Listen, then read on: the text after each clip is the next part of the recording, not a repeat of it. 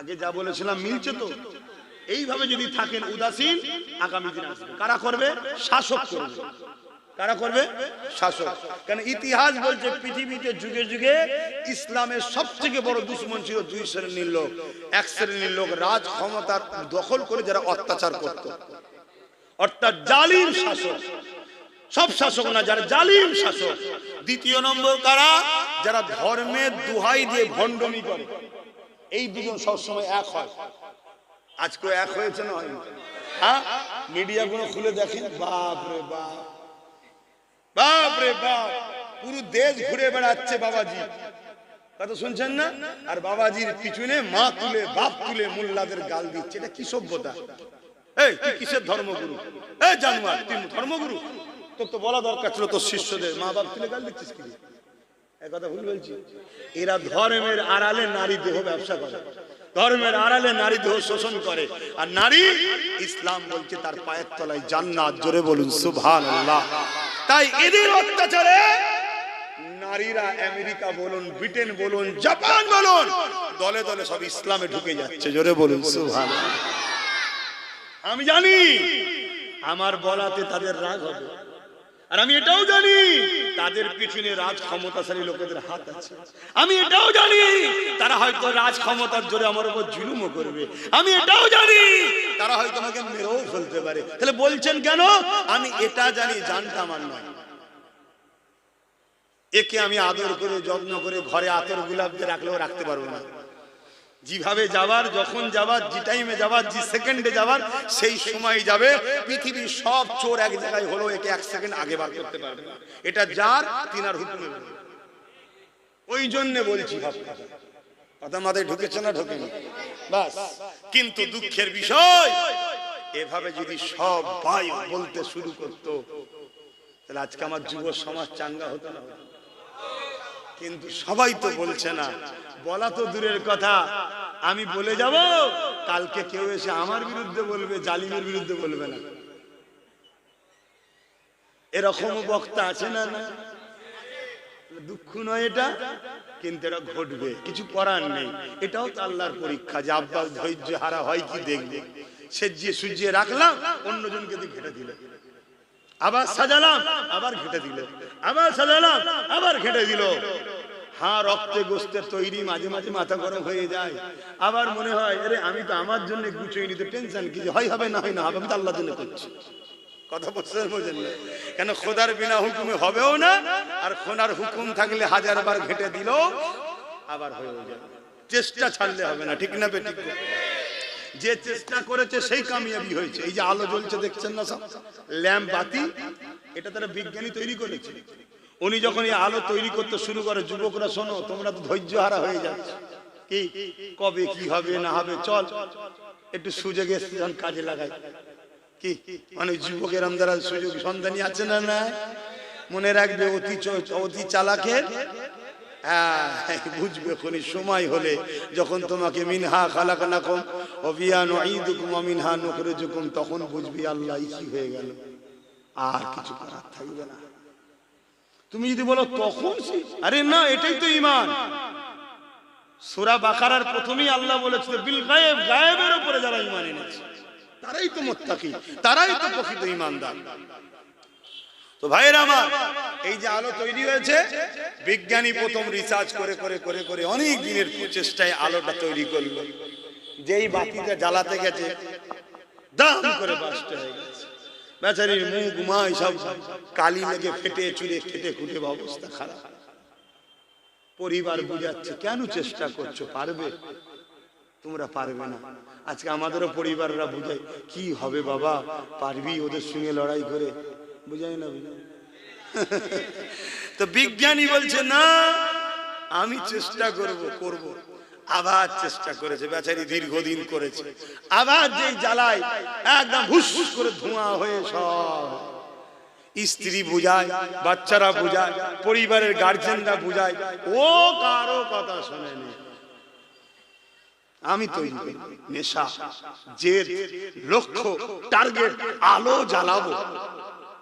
একবার, দুবার, 100 বার, 200 বার, 300 বার, 400 বার, 500 বার করতে পারে না। যেই করে কিছু না কিছু হয়ে খারাপ হয়ে যায়। 999 বার। এর মধ্যে স্ত্রী চলে গেছে, ওকে ছেড়ে পালিয়ে গেল। এই পাগলের সঙ্গে কে সংসার করবে? ছেলে পুলে আলাদা, সবাই আলাদা। ও কিন্তু ওর রিসার্চ ঘরে, ওর ঘরে বসে আছে, বসে করেই যাচ্ছে, করেই যাচ্ছে, করেই যাচ্ছে। 1000-এর মাথায় মাথায় যখন জ্বেলিয়েছে, আলো জ্বলে উঠেছে। তার প্রচেষ্টার ফল কে দিল? আল্লাহ দিল। কথা বুঝে আসছে? আজকে তার আলো পুরো বিশ্বে চলছে। তুমি 3 বার ছুটে হেঁটে গেলে হয়? সামনে আরো ছুটতে হবে, আরো ছুটতে হবে, আরো ছুটতে হবে। কি ঠ্যাং ভাঙবে, হাত ভাঙবে, পা ভাঙবে, কত কি হবে রে বাবা। শতসের জানটাও চলে যেতে পারে যদি আল্লাহ লেলায়। অসুবিধা আছে? কেন এমনি যাবে, অমনিও যাবে। তো হকের পক্ষে থেকে যাক, অসুবিধা কি আছে? আজ কেন্দ্র সরকার ওয়াকফ বিল করছে, জানেন তো নাকি? এটা অন্যায় করছে না ঠিক করছে? অন্যায় করছে। কেন? সংবিধান বিরোধী কাজ করছে। দেশের মাথায় বসে তোমরা যদি সংবিধান বিরোধী করো, তাহলে সমাজের সাধারণ লোক তো রেল লাইনে বোম দেবে। এই মুর্শিদাবাদে বোম দিচ্ছিল, দেখেন না? কিন্তু মুসলমান নয় বলে মিডিয়াটা তো হই হই হয়নি। যদি মুসলমান হয়ে যেত, মিডিয়া কোনো খাওয়া দাওয়া সব ছেড়ে দিয়ে এই হয়েছে, ওই হয়েছে, ইঁদুর বেরিয়েছে, সাপ বেরিয়েছে, ব্যাঙ বেরিয়েছে, কি একটা করে ফেলতো। বাপ রে বাপ, যেন মনে হবে শোল মাছ দুটো ধরে ফেলেছে। হ্যাঁ, কিন্তু মুসলমান নয় বেচারি, দুনিয়াবি দিক দিয়ে খুব কপাল লাকি। 2 দিন পরেই জামিন হয়ে গেছে। 2 দিন পর কি হয়েছে? জামিন হয়ে গেছে। আর মুসলমান যদি হতো, বোম দিতে হবে না, বোম দিতে হবে না। শুধু যদি একটুখানি এরকম চংমং করে, অমনি বলবে সন্দেহ হয়েছে, ISIS এর এজেন্ট মনে হচ্ছে, লস্করে তৈবা আর কি কমনে আছে বলবেন তোরে বাবা, এসব জঙ্গি বলে ছেড়ে দিত। কথা বুঝে আসছে না? হ্যাঁ, দিয়ে তাকে তুলে নিয়ে, এখন তুলে নিয়ে এসে তাকে 10 বছর পরে গোপনে গোপনে খিড়কি দরজা বার করে দিয়ে বলতো, একটা ছোট্ট জায়গায় লিখে দিত, আমাদের সন্দেহটা ভুল হয়েছে। কথা বুঝে আসছে না? এরকম হাজার হাজার মুসলমানের সাথে হচ্ছে। এর জন্য দোষী কারা? আমরা না ওরা? আমরা। কেন? আমাদের ক্ষমতা নেই। এই ধরলি কেন? এই ধরলি কেন? ক্ষমতা আছে? পুলিশ আমাদের কথা শুনবে? আমি হুজুর বলছি, বলবে পানিতে ফু দাও, ফোন করে নিয়ে গেল, হাসবে না, বলবে না, বলবে না। কিন্তু আমার ছোটটা ফোন করলে একটু গুরুত্ব দেবে, কিন্তু পুরো গুরুত্ব দেবে না। কেন? পুরো মাথায় নেই তো এখন।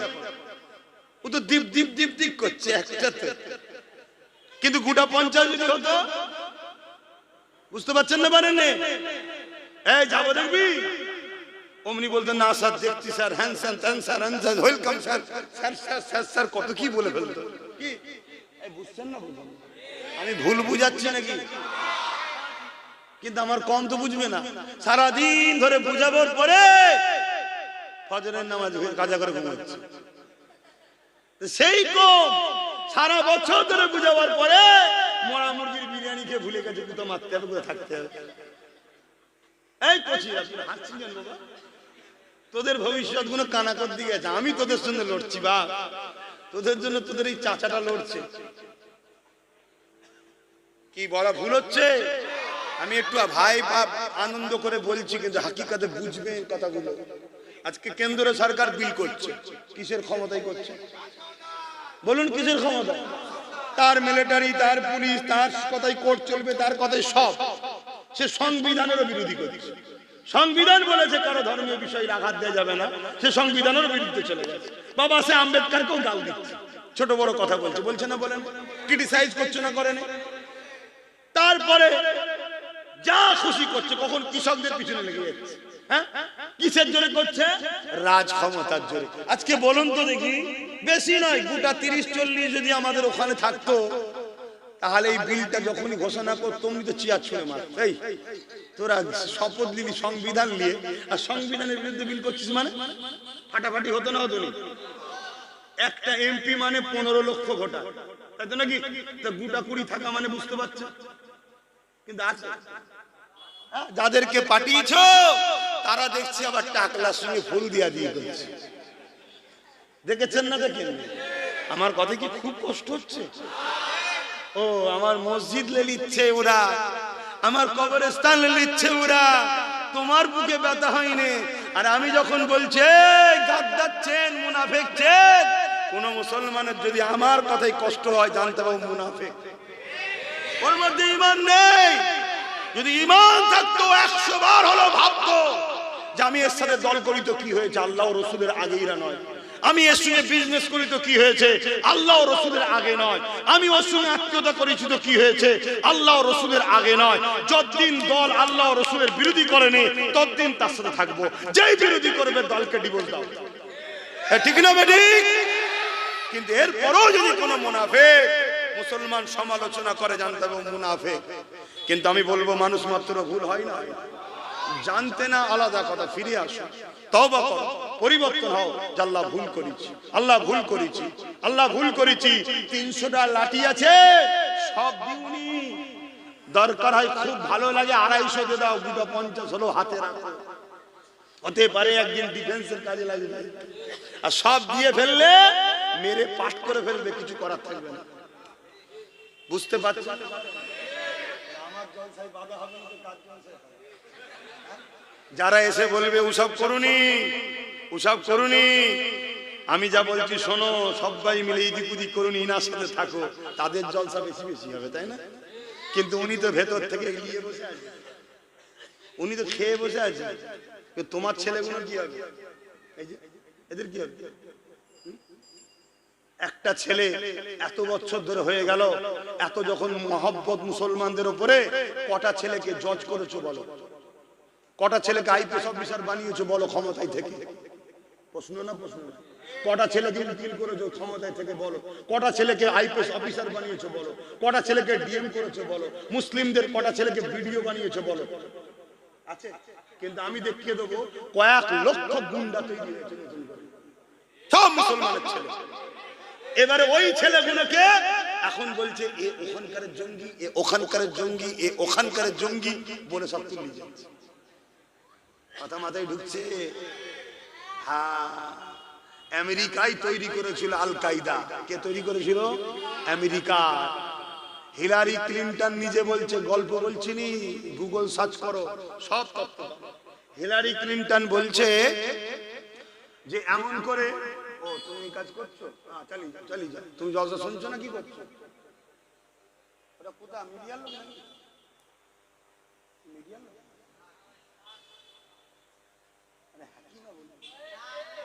আচ্ছা, এদিকে শোনাই, শোনো, তুমি মিডিয়ার লোক? আচ্ছা ছেড়ে দাও, বসো বসো। আমি কি ওয়াজ করছি তুমি শুনছো ভাই? শুনছো তো নাকি? মন দিয়ে শুনো। আর যদি মনে হয় যে আমাকে কেউ পাঠিয়েছে করতে হবে, এখানে একদম স্পষ্ট চলো। আল্লাহ শকর করে বলছি, কোন মায়ের লাল আছে কি করতে পারে দেখি না। আমি তো মিথ্যা বলি তো ঘাবড়া বলি। গুগল সার্চ করো, হিলারি ক্লিনটন কি বলছে শোনো। হিলারি ক্লিনটন বলছে রাশিয়াকে টুকরো করার জন্য ভিয়েতনাম থেকে যুদ্ধ করে ফিরে আমেরিকার সৈন্য বড় দুর্বল হয়ে গিয়েছিল, তাই আমরা কোটি কোটি টাকা খরচ করে পিছিয়ে পড়া গরিব মুসলমান ঘরের যুবকদের ঘরে অস্ত্র দিয়েছি, বোম দিয়েছি, মাদ্রাসা তৈরি করেছি, কিন্তু তার সিলেবাস তৈরি করেছি ওয়াশিংটন থেকে। মদিনাওয়ালার সিলেবাস নয়, ওয়াশিংটনের সিলেবাস। এমনি নবী বলে যায় না যে আলেমদের মধ্যে এক শ্রেণী হবে চতুষ্পদ জন্তুর থেকেও নিকৃষ্ট, এমনি বলে যায়নি। আমরা বেচে বেচে বেচে ব্রিলিয়ান ভালো ভালো শিক্ষিত মুসলমান মাওলানা গুলোকে অর্থ দিয়ে কিনেছি, তাদের দ্বারা ওই ছেলেগুলোর ব্রেন ওয়াশ করিয়েছি, তাদেরকে হাতে বোম বন্দুক তুলে দিয়ে আমরা রাশিয়াকে টুকরো করার জন্য সন্ত্রাসী করিয়েছি। কথা শুনছেন না? ঠিক যেমন আজকে আমার দেশে হচ্ছে, বিভিন্ন রাজনীতির লোকেরা আমার ঘরে নিরীহ গরিব ছেলেগুলোকে 500,000 টাকা দিয়ে মারপিট করায়, 500,000 টাকা দিয়ে বোম মারায়, আর তাদের নামে থানায় যে কেস হয়ে থাকে। যতদিন তুই গোলাম হয়ে থাকবি ততদিন তোকে পুলিশ তুলবে না, যেই চুচা করবি অমনি তোকে তুলে নিয়ে যে বলবে যাবজ্জীবন জেল। করছে না করে না?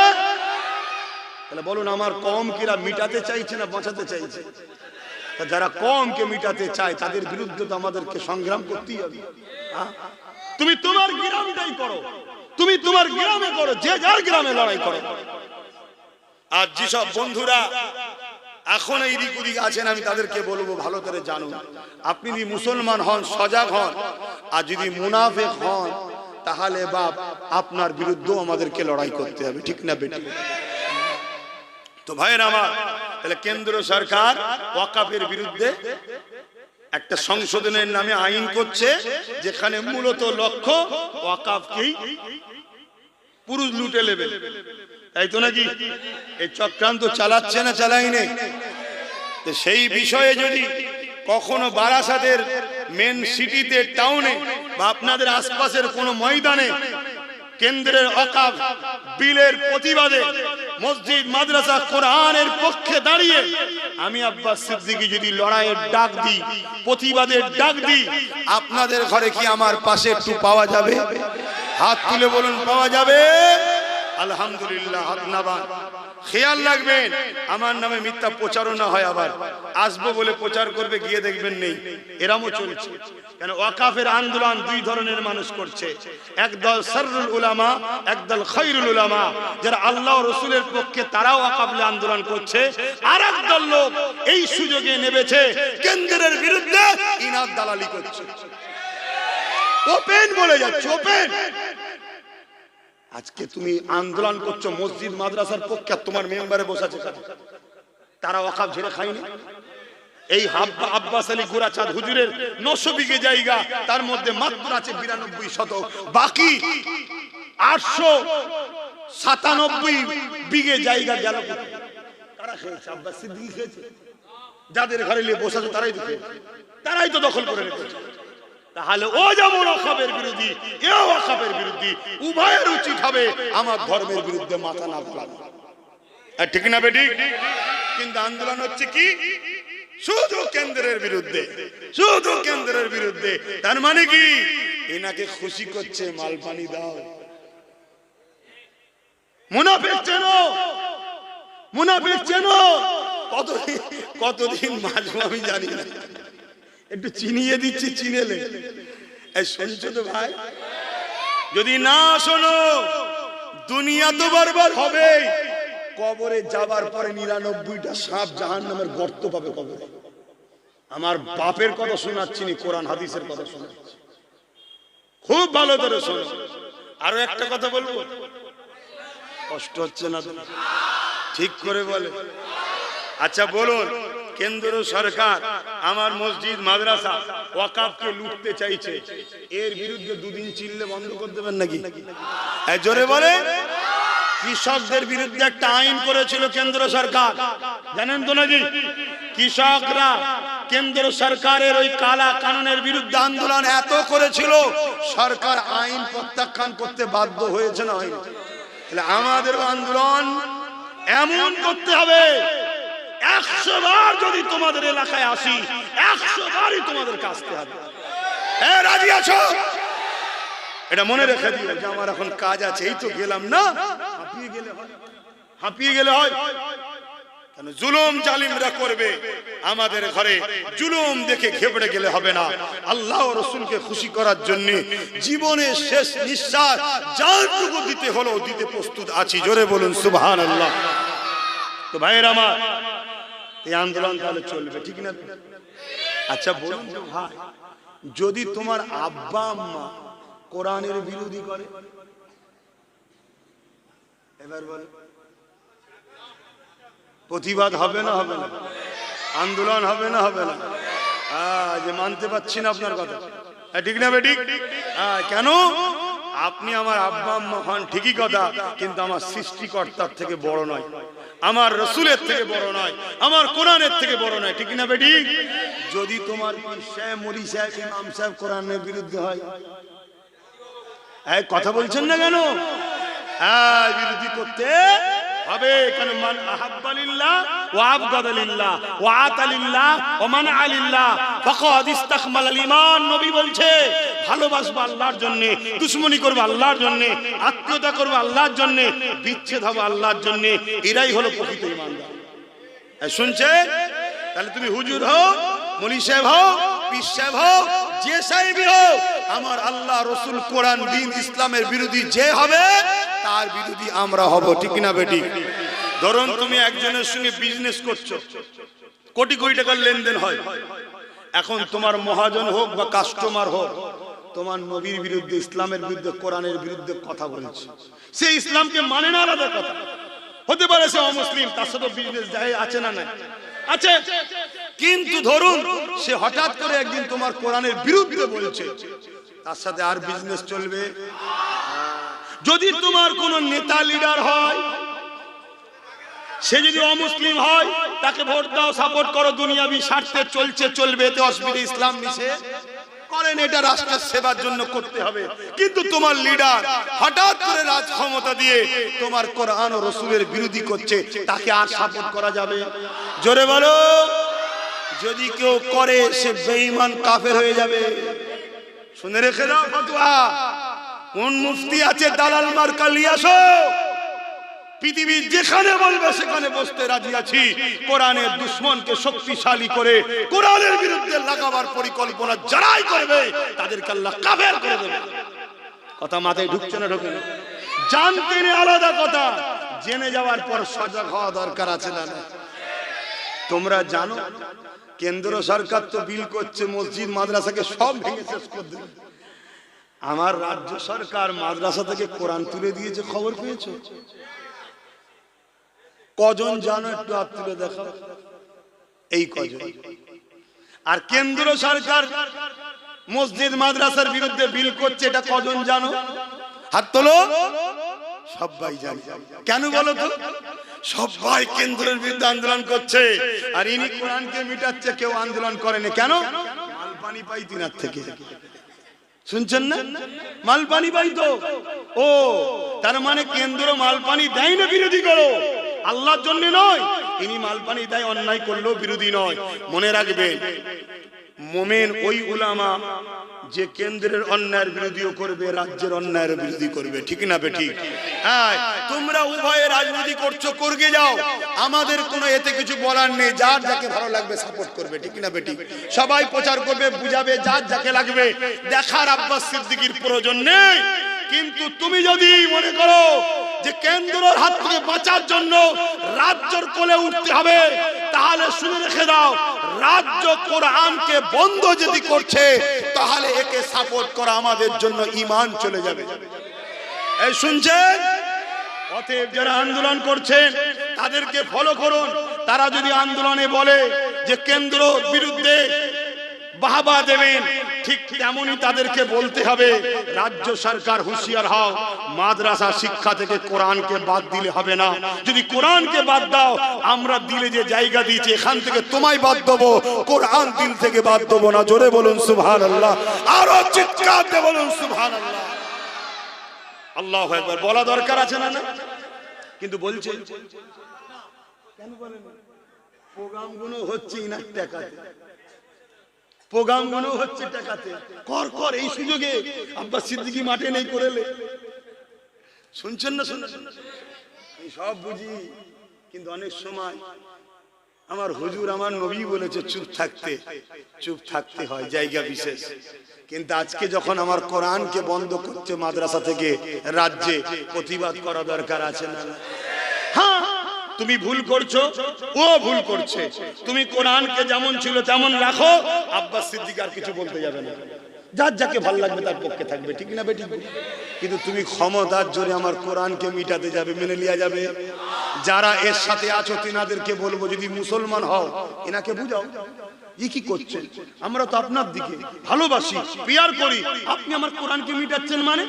দীঘা বেড়াবার জায়গা মন্দির করে দিলেন, আমাদের আপত্তি নাই, এইদিকে কোরআন মিটিয়ে দেবেন? আপনি কোরআনের বিরুদ্ধে লাগবেন না।